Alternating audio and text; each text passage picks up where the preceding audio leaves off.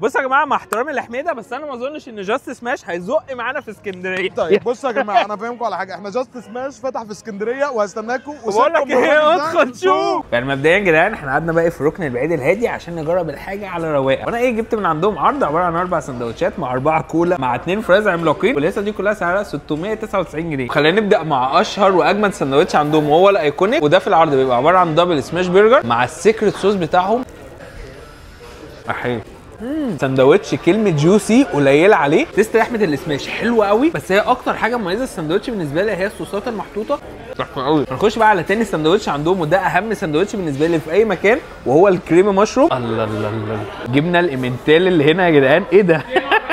طبعا السندوتش غرقان مشروم فريش.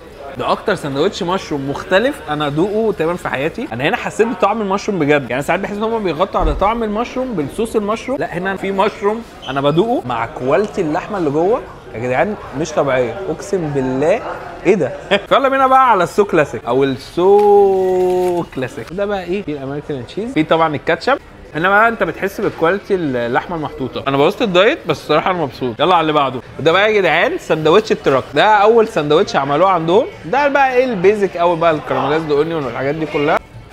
انا عرفت ليه حميده اتشهر ايام التراك بسبب السندوتش ده. دول بقى اللودد فرايز اللي كانت موجوده في البندل، صوصات خطيره. الراجل اللي بيعمل كراميلايزد اونيون ده محتاج علاوه. واخر بقى حاجتين معانا، ودول بقى بره العرض. واحد فيهم سندوتش تشيكن جاست تشيكي يا جدعان. بصوا عامل ازاي ده، اللي انت عايز تاكله انا اللي اكله. انا مش حلل بالسندوتش ده. حته ان هو محشي جبنه في القلب بتاعه خليها خطير. ده بص طلع جبنه من كل حته.